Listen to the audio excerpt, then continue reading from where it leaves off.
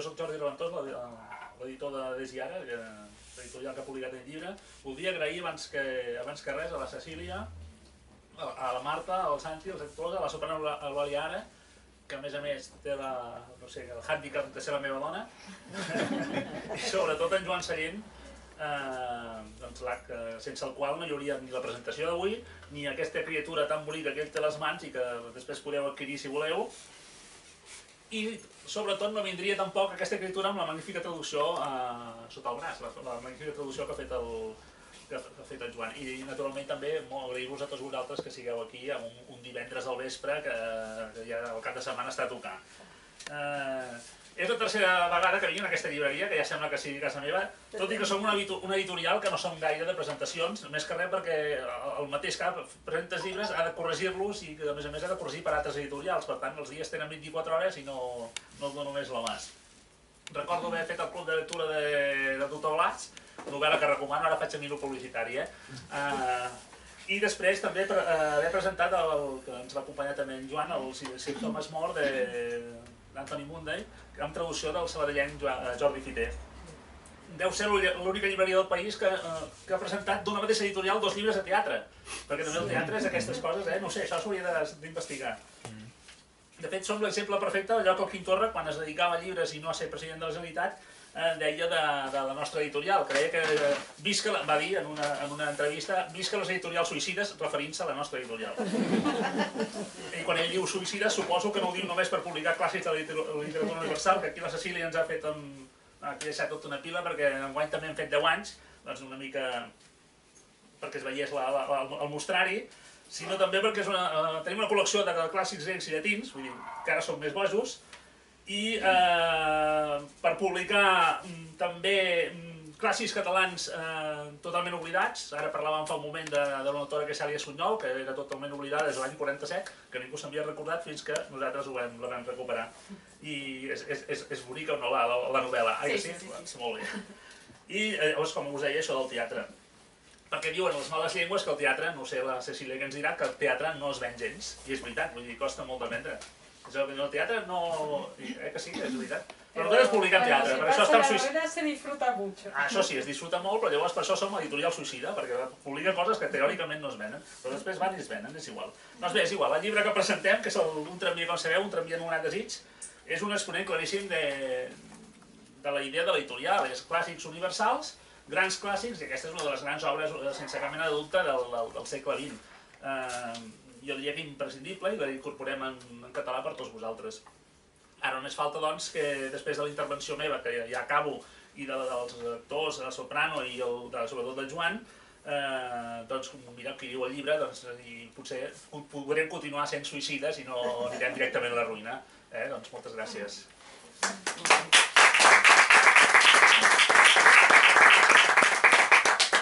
Molt bé, gràcies. Jo no penso allargar-me gaire així d'entrada, perquè penso que el que té més atractiu, d'entrada per mi, és la col·laboració del Santi, la Marta i l'Eulàlia per donar vida a alguns fragments que hem triat d'aquesta obra, i aquest tast espero que serveixi perquè us vinguin ganes de llegir-la tota.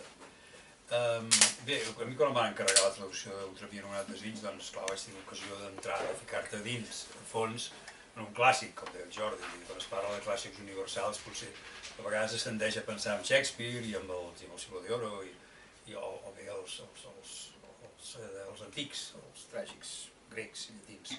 Però vull dir que jo penso que aquest llibre té prou condicions per ser considerat un clàssic. És un clàssic del teatre del segle XX i potser de la literatura del segle XX també en general. Sobretot el personatge de la Blanche Dubois, protagonista, que penso que és dels personatges tràgics, femenins, més memorables del teatre i de la literatura. Veu ja dels clàssics grecs, la persona que és una víctima del destí, de la fatalitat, però vull dir que el terreny molt més a prop, Tennessee Williams tenia tota la tradició del teatre naturalista, Ibsen, Chekhov, i un talent pel llenguatge dramàtic, per l'arquitectura d'una obra de teatre que és realment envejable i que quan t'hi fiques dius, ostres, això com sempre dius, aquí faré el que podré, però vull dir que un sentit, com tots els bons dramaturgs, un sentit del ritme, de la col·loquialitat, que llavors dius, bueno, haig de fer els possibles per acostar-m'hi. Llavors, doncs, també, esclar, amb dificultats de traducció, doncs sempre, la traducció no és mai fàcil, però en aquesta obra, com moltes obres, en la majoria d'obres de teatre i literàries, però les obres de teatre on les veus dels personatges són els que t'expliquen la història, hi ha un contrast molt marcat de registres i de veus, vull dir, entre el Blanche Dubois i el Stanley Kowalski, i són dos perfils molt contraposats, dues maneres de ser, dues visions del món, dos nivells culturals i dues maneres de parlar molt diferents. És a dir, la Blanche és una persona culta i que viu el seu món és més un món de fantasia que no pas de realitat, i doncs, el seu llenguatge també reflecteix una tendència a una certa retòrica i un lirisme i molta més riquesa expressiva que no pas Stanley Kowalski. I bé, qui són Blanche Dubois i Stanley Kowalski? Podria dir, són la Vivien Leigh i el Marlon Brando, perquè sé que, vaja, almenys a mi em sembla que quan em van encarregar la traducció d'aquest llibre he de confessar que la referència més clara que tenia era la pel·lícula. I potser l'havia vist a les èpoques aquelles que jo era el preadolescent, que la televisió feia un Estudio 1 i que feien, gràcies a aquell programa, podies veure clàssics des de Hamlet fins a dramaturgs espanyols, del Jardí del Poncela, però entremig podies veure Antígona o Un tramí anomenat Desig. I bé, doncs Blanche Dubois jo penso que es pot dir que és la personificació de la decadència de moltes coses, la decadència d'ella com a persona. És un personatge profundament neuròtic, patètic, que no sé, vull dir que reflecteix, que traspua amb sofriment i desequilibri, viu, com deia fa un moment, un món de fantasia i d'autoengany i de fingiment. Ella arriba, es presenta a casa de la seva germana, que és l'Estela, i del marit de la seva germana, Stanley Kowalski,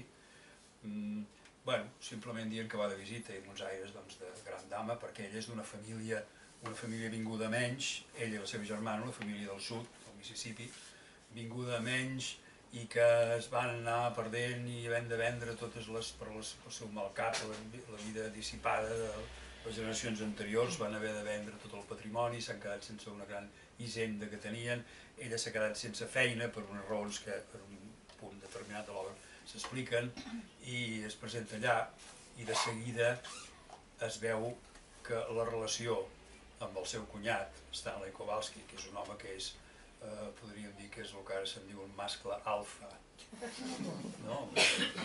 Si visualitzeu el Marlon Brando jove amb aquelles camises cenyides i aquell... o el mateix Santi Ricardo, i ara tampoc no. Encara pensava que s'ha equivocat el cas. Doncs no, però és que és un... i això és un home molt primari, molt violent. Hi ha un... les acotacions, les descripcions que fa Tennessee Williams dels personatges quan apareixen en l'escena per primera vegada tenen un valor, una complexitat literària de per si, no? Per exemple, la descripció que fa del Stanley diu: al centre de la seva vida, des de molt jovenet, han estat les dones, el joc de donar i rebre plaer de les dones, no pas amb una dèbil indulgència, amb relacions de dependència, sinó amb l'orgull i el poder d'un gall de plomes opulentes enmig d'un galliner. A l'entorn d'aquest centre, que li dona plenitud i satisfacció, gira la resta de la seva vida. Pren la mida a les dones amb una sola mirada i les classifica sexualment. En un instant es formen ràpides imatges obscenes en el seu pensament que determinen la manera com somriu a cada dona que té al davant. Bé, doncs ara... Sí, un pàjaro. I ara doncs sentirem el primer fragment, que és aquesta primera trobada entre Blanche Dubois, que ja acaba d'arribar i s'ha mig instal·lat a la casa de la seva germana i el seu cunyat, i Blanche Dubois té moltes conductes compulsives, i una de les coses que fa compulsivament és banyar-se. Banyar-se amb aigua calenta, com si fos un ritual purificador del seu passat turbulent, passat i passat bastant immediat també. I aleshores aquesta escena comença que Blanche surt del bany amb una bata vermella de setí.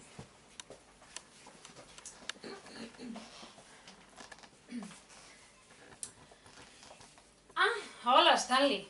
Aquí em tens, banyada, fresca i perfumada com una persona nova. Molt bé. Oi que em permetràs que em posi el meu preciós vestit nou? Endavant, Blanche. Tinc entès que hi ha d'haver una partida de cartes i que les senyores no hi estem convidades. Ah, sí? On és l'Estela? Aquí fora, al porxo. D'aquí un moment et demanaré un favor. Ah, sí? Quin favor? Que m'ajudis a acordar-me uns botons de l'esquena. Ja pots entrar. Com em queda? Bé, Moltes gràcies. I ara els botons. no en sé jo d'acordar botons. Ai, aquests homes, quina poca traça que teniu. El meu bagul sembla que s'hagi rebentat. Jo i l'Estela hem començat a desfer-te l'equipatge per donar-te un cop de mà. Ja, doncs no hi veig que heu anat per feina. Has atracat unes quantes botigues de París o què? Ah, sí, la roba és la meva passió. Quan val una tira de pells com aquestes? Ah, això va ser un regal d'un admirador. Doncs et devia admirar bastant. Quan era jove despertava força admiració. En canvi, ara... Creus que és possible que mai algú m'hagi considerat atractiva? Sí, és possible. Jo esperava un compliment, Stanley. No és el meu estil. El què? Fer compliments a les dones sobre el seu aspecte. No he conegut mai cap dona que no sabés si era atractiva o no sense que li haguessin de dir. I n'hi ha algunes que s'hi consideren més del compte. Una vegada vaig sortir amb una tia que em deia «Soc una dona imponent, soc una dona imponent». I jo li vaig dir «I què?» I ella què va contestar? Res. Va callar com una tomba. I aquí es va acabar la relació? Aquí es va acabar la conversa, simplement. N'hi ha que es deixen impressionar per les que van d'estrelles de Hollywood i altres que no. Segur que tu pertanys a la segona categoria. Exacte. No em sé imaginar cap dona capaç d'embruixar-te. Exacte. Ets un home senzill, directe i sincer. I una mica primitiu, em fa l'efecte. Per conquistar-te tu, una dona deu haver de... Posar les cartes sobre la taula. De fet, a mi no m'han agradat mai les persones insulses. Per això ahir al vespre, quan vas entrar, em vaig dir... No es pot negar que la meva germana s'ha casat amb un home? No, és clar que no sabia res més de tu. Va, prou de fotre comèdia! Ai, Bé, aquí ja veiem que aquesta relació que apunta, una barreja d'hostilitat, menyspreu mutu, però també de desig. En el cas de Stanley, com ja hem dit abans, doncs perquè totes les dones se les miren desig, i en el cas d'ella, doncs perquè hi ha aquest morbo, que al llarg de l'obra, doncs la Blanche tendeix a sovint fer-se l'estreta, com també es fa l'estreta respecte a la seva relació amb l'alcohol, per exemple. I no, bueno, una copeta màxim, però resulta que es passa el dia blanc. Vull dir que viu en aquest món d'autoengany i fingiment.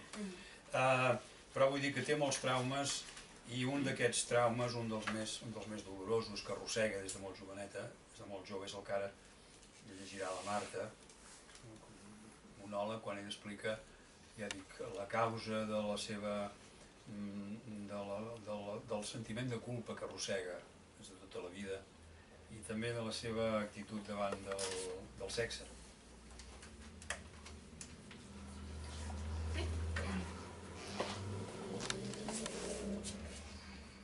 era un noi molt jove.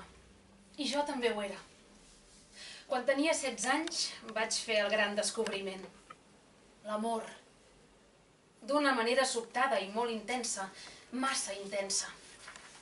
Com si de cop i volta encenguessin un focus enlluernador sobre una cosa que ha estat sempre a les fosques. És així com vaig descobrir el món. Però vaig tenir mala sort. Anava enganyada. Aquell noi tenia alguna cosa especial. Una inseguretat, una suavitat i una tendresa que no eren gens pròpies d'un home, tot i que el seu aspecte no era gens afeminat. Però tenia aquella cosa especial. Ell buscava la meva ajuda. Jo no ho sabia. No vaig saber res fins després de casar-nos, després d'haver fugit i després d'haver tornat, i tot el que vaig poder aclarir va ser que jo li havia fallat en alguna cosa misteriosa i que no era capaç de donar-li l'ajuda que necessitava, però de la qual no podia parlar. S'anava enfonsant en unes arenes movedisses i s'aferrava a mi, però jo no l'ajudava a sortir, jo m'enfonsava amb ell. No sabia res. Només sabia que l'estimava tant que no podia suportar-ho, però com que no era capaç d'ajudar-lo, ni d'ajudar-me a mi mateixa. I al final ho vaig saber, i de la pitjor manera possible. Entrant de sobte en una habitació on no em pensava que hi hagués ningú, però hi havia dues persones. El noi amb qui m'havia casat i un home més gran que era amic seu des de feia anys. Després van fer com si no hagués vist res. Sí, van pujar al cotxe, tots tres, i ens en vam anar al casino de Moon Lake, molt borratxos i sense parar de riure en tot el camí. Vam ballar la varsoviana. De cop i volta, a mig ball, el noi amb qui m'havia casat es va deixar anar i va sortir corrent del casino. Al cap d'uns moments, un tret. Vaig sortir com un llamp, tothom va sortir. Tothom va córrer i la gent es va quedar apinyada a la vora del llac. Hi havia tanta gent que jo no m'hi podia acostar. Llavors algú em va agafar pel braç. No t'hi acostis més, torna, val més que no ho vegis. Veure? Veure què? I llavors vaig sentir veus que cridaven: l'Alan! L'Alan! El noi dels Grey! S'havia ficat el canó del revòlver a la boca i havia disparat i s'havia volat la tapa del cervell. Va ser perquè a la pista de ball no em vaig poder aguantar i de sobte li vaig dir: ho he vist, ho sé, em fas fàstic. I llavors el reflector que il·luminava el món es va tornar a apagar i des d'aquell dia no hi ha hagut ni per un sol moment més claror que la que fa aquest tros d'esperma. Molt bé.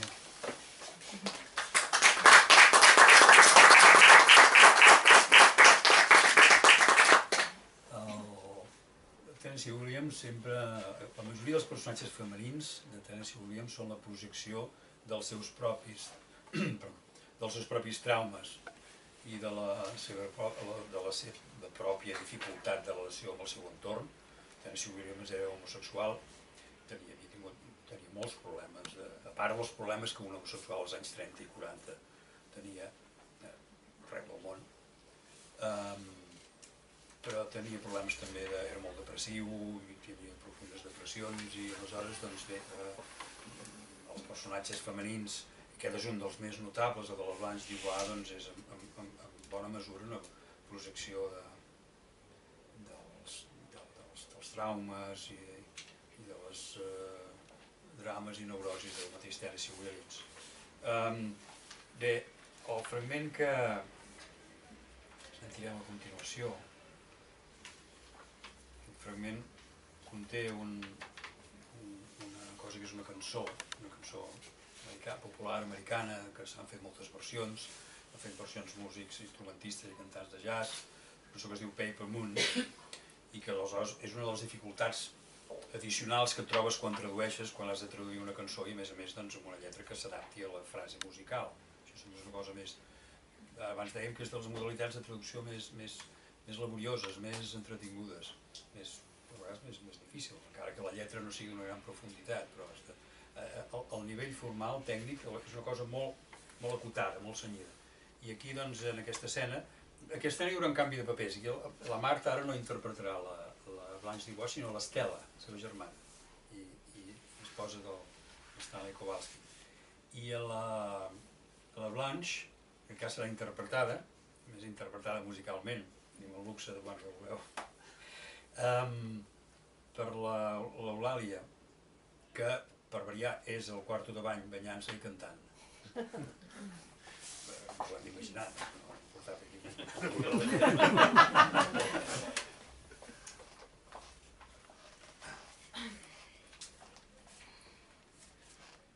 Què és tot això?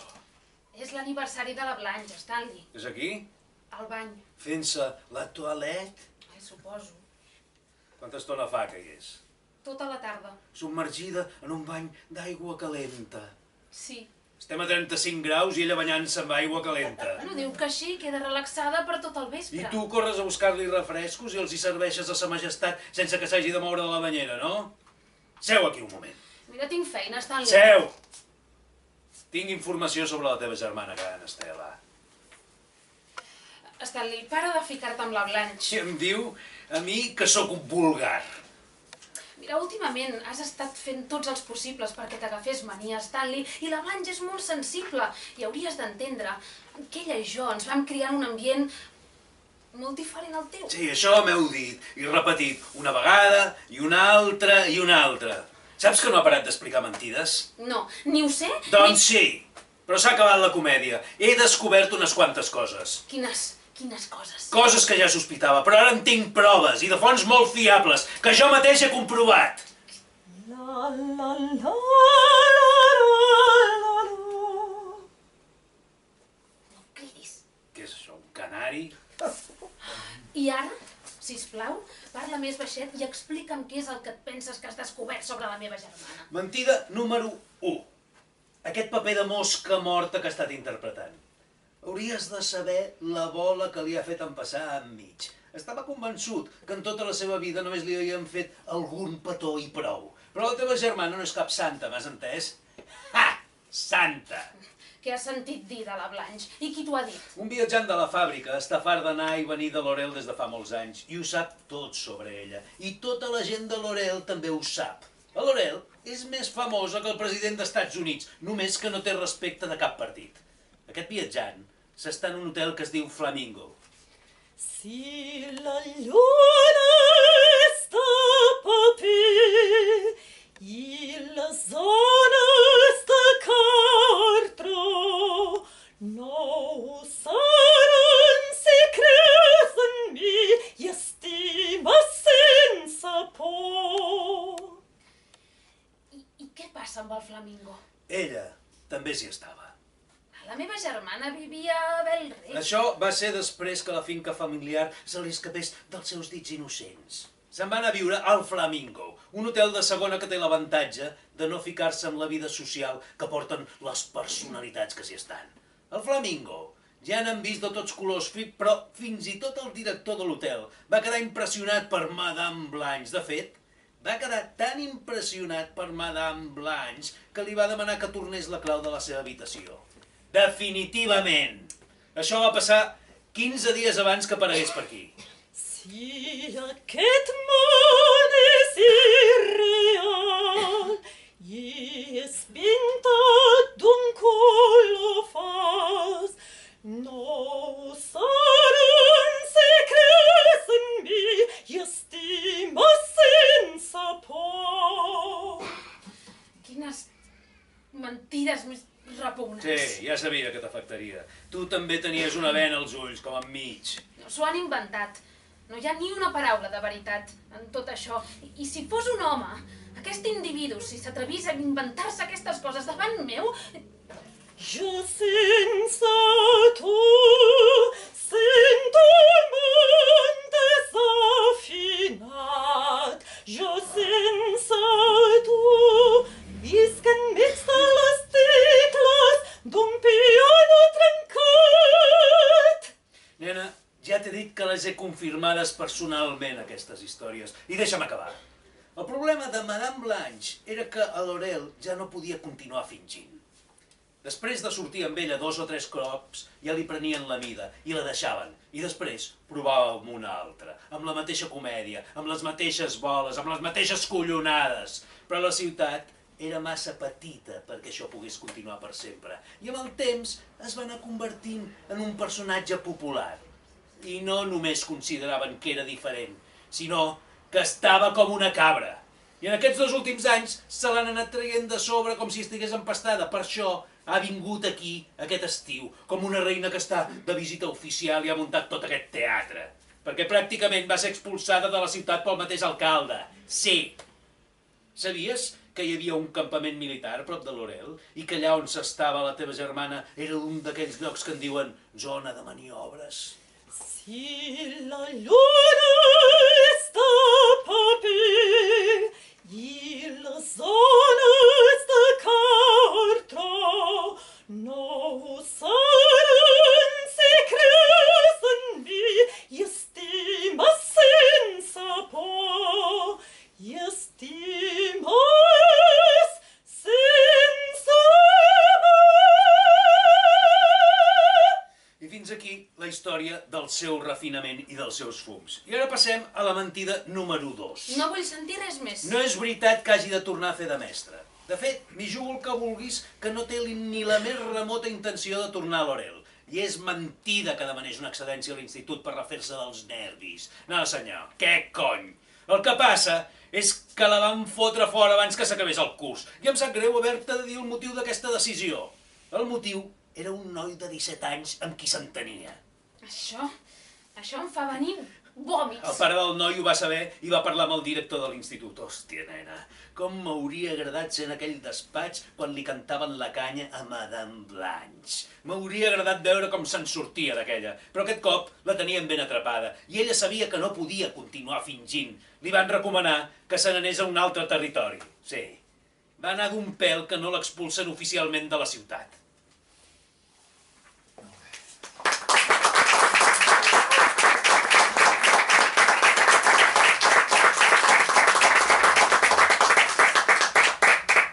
Finalment, un altre fragment que ja és bastant cap al final i que et pot il·lustrar allò que dèiem abans d'aquesta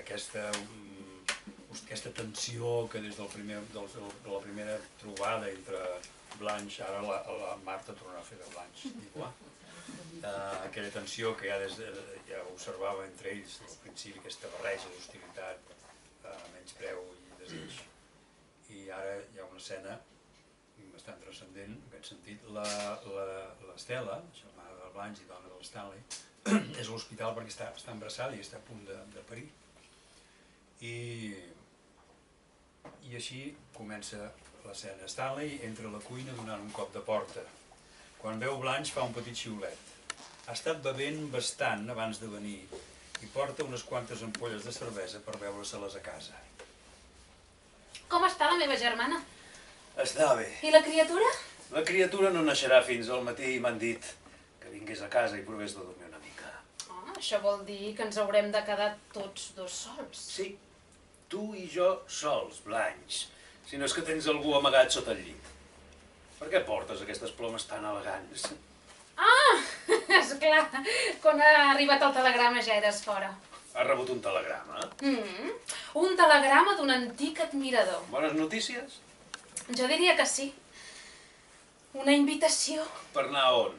Un ball de bombers? a fer un creuer pel Carib. Amb iot! Vaja, què et sembla? És la sorpresa més gran que he tingut a la meva vida. M'ho imagino. Ha estat una cosa tan inesperada. I qui dius que és, que te l'ha enviat? Un antic pretendent. El que et va regalar les pells de guineu blanca? El senyor Chip Hanley. Vaig portar la seva insígnia del club atlètic durant tot l'últim curs de la carrera. No l'havia tornat a veure fins al Nadal passat.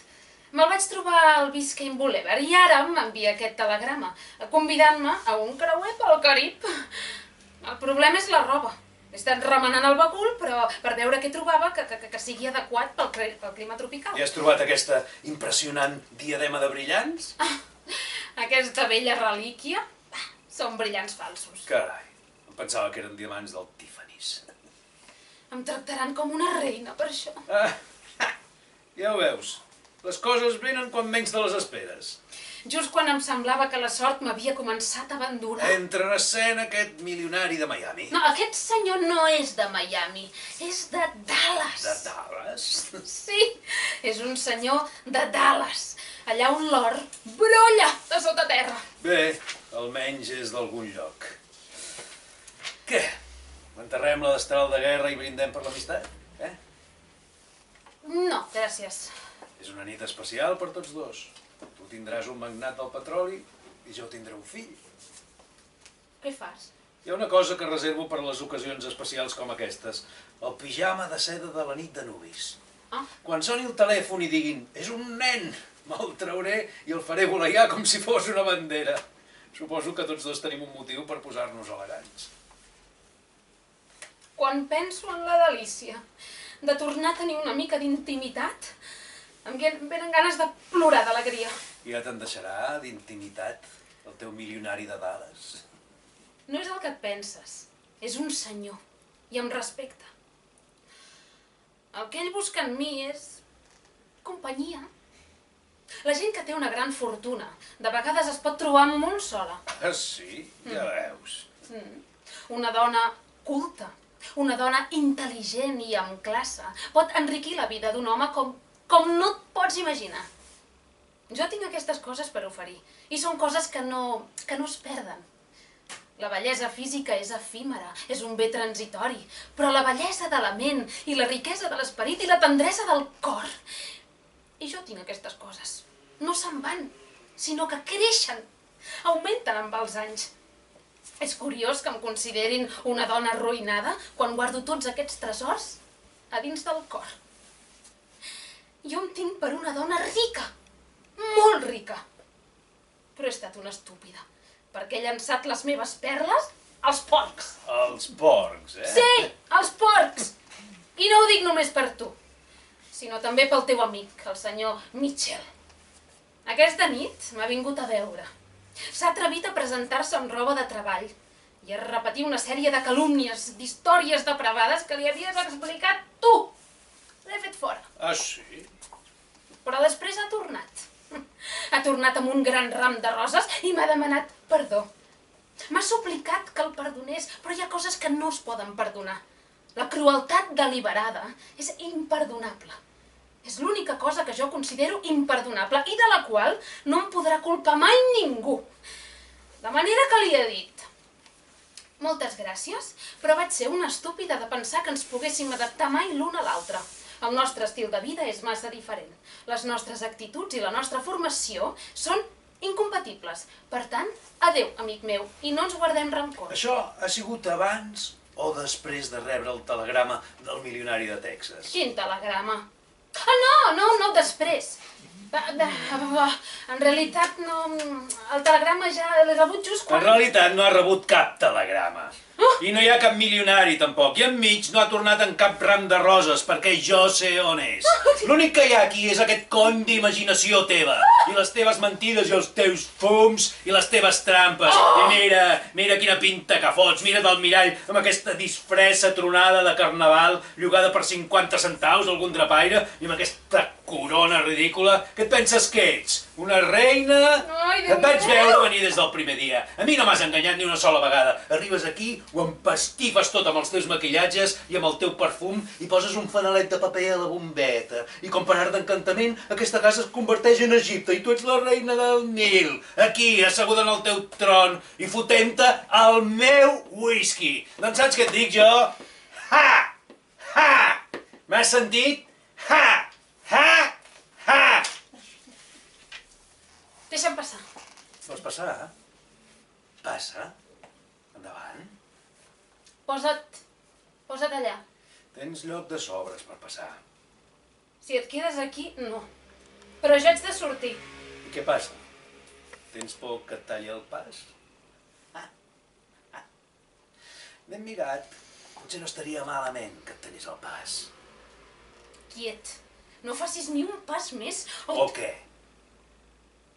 Passarà alguna cosa molt desagradable, t'ho asseguro. Quin número faràs, ara? Mira, t'aviso, no t'acostis, Estic en perill! Et clavaré a la cara aquest tros d'ampolla. Et veig capaç de fer-ho. Oi, tant que sí. I ho faré si no... Ah, vols guerra, eh? Molt bé. Doncs tindràs guerra.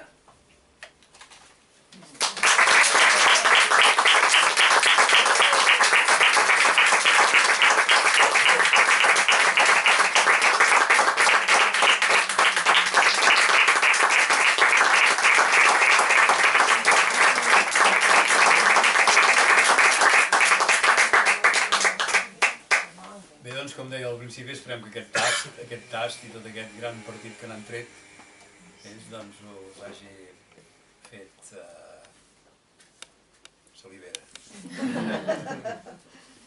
Si vol fer alguna pregunta Sí, això, o... sí. Si voleu comentar alguna cosa o preguntar alguna cosa...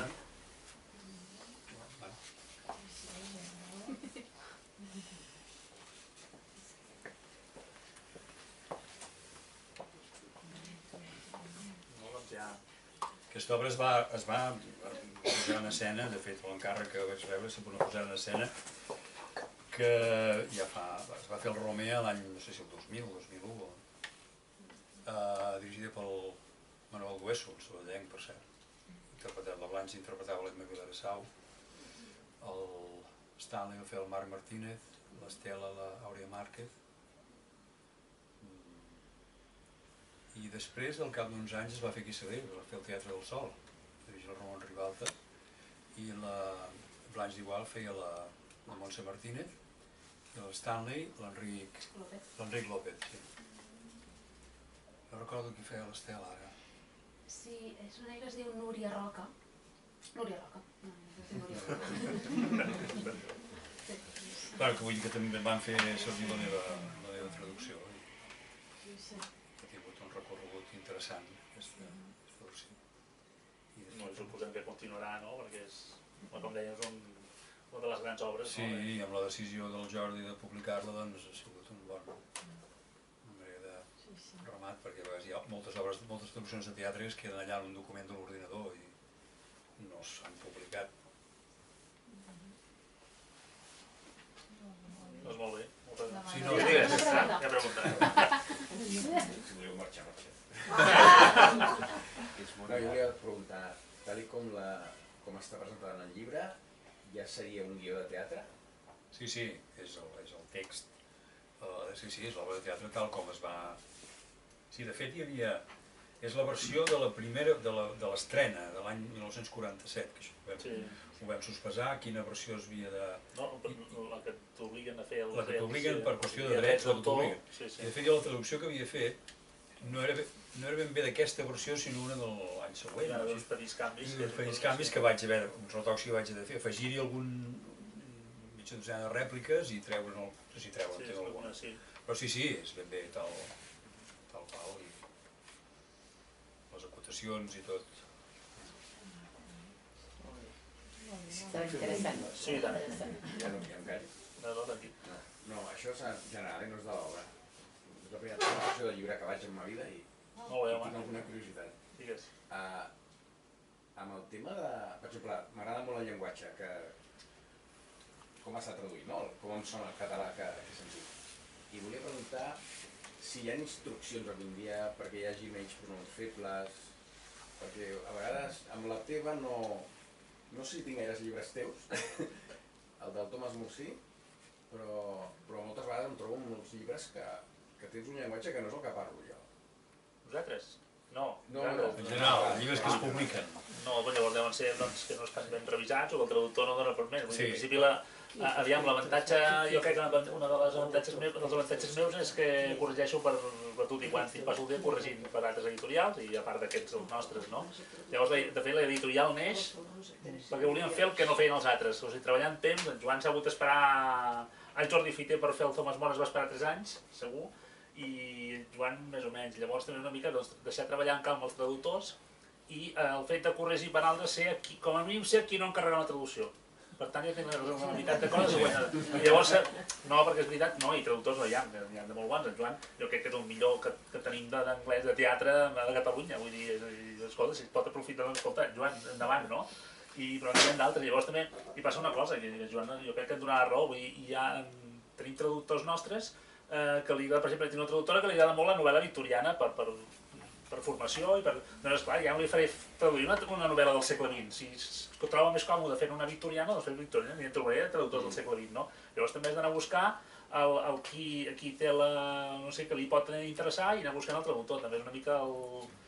I una altra cosa és, en aquest cas d'anglès no hi ha problema, però també fer coses a sànscrit, coses de persa antic, però com que no vull fer mai traduccions de llengua interposada, és a dir, és molt fàcil fer una traducció de persa a través de l'anglès, però no, les nostres són a través del persa. Si no hi ha el traductor el busco, i si no hi és, doncs de moment no es tradueix.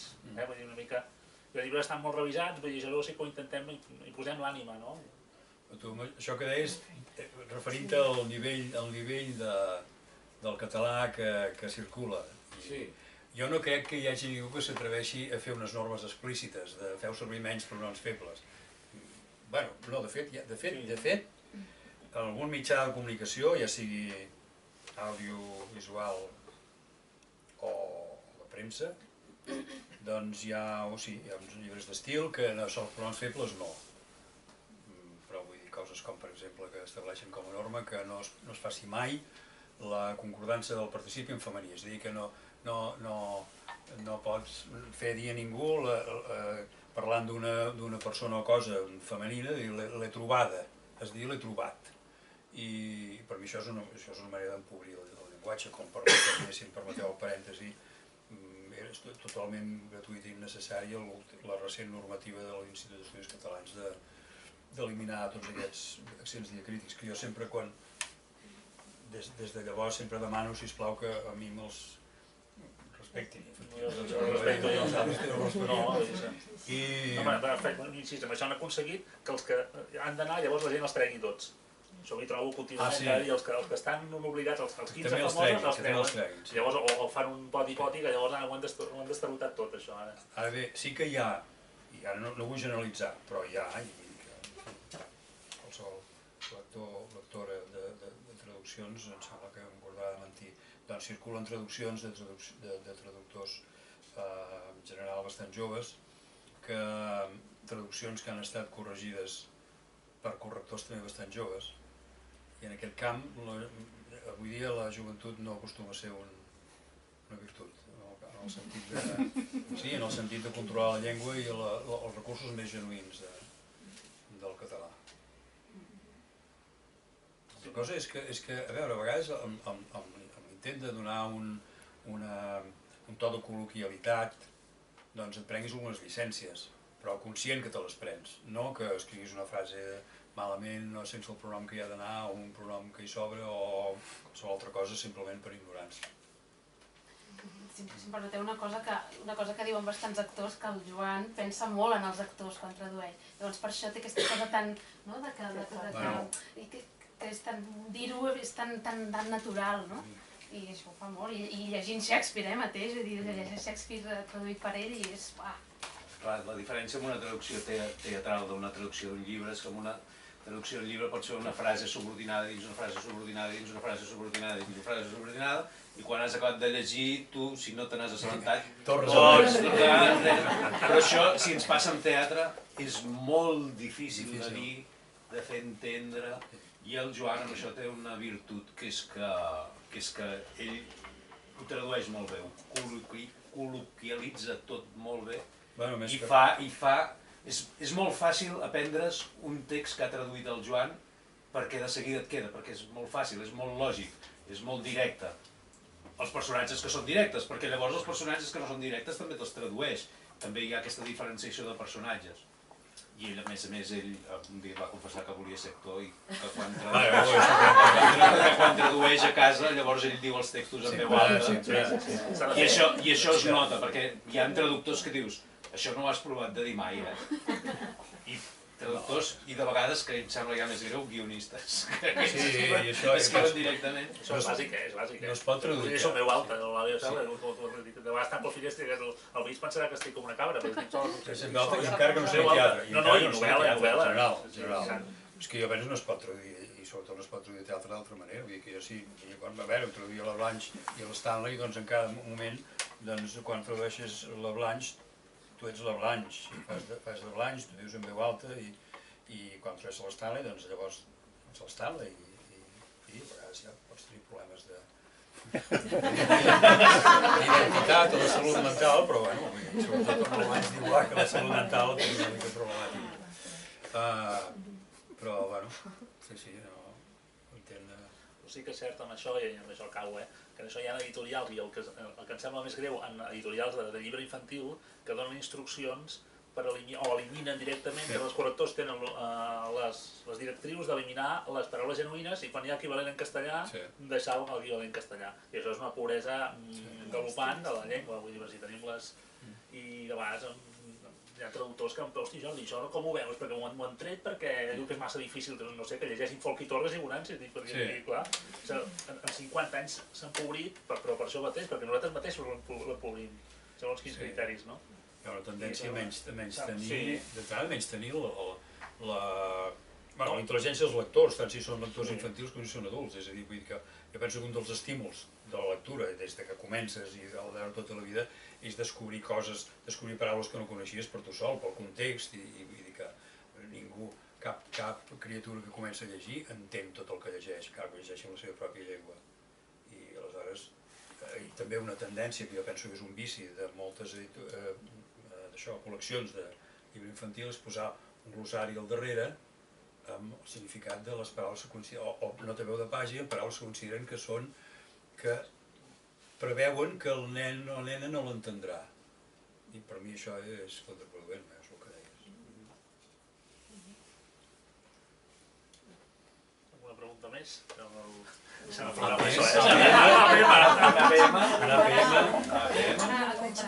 Ara només falta, doncs, si voleu comprar-lo, i moltes gràcies per haver vingut i fins una altra. Gràcies.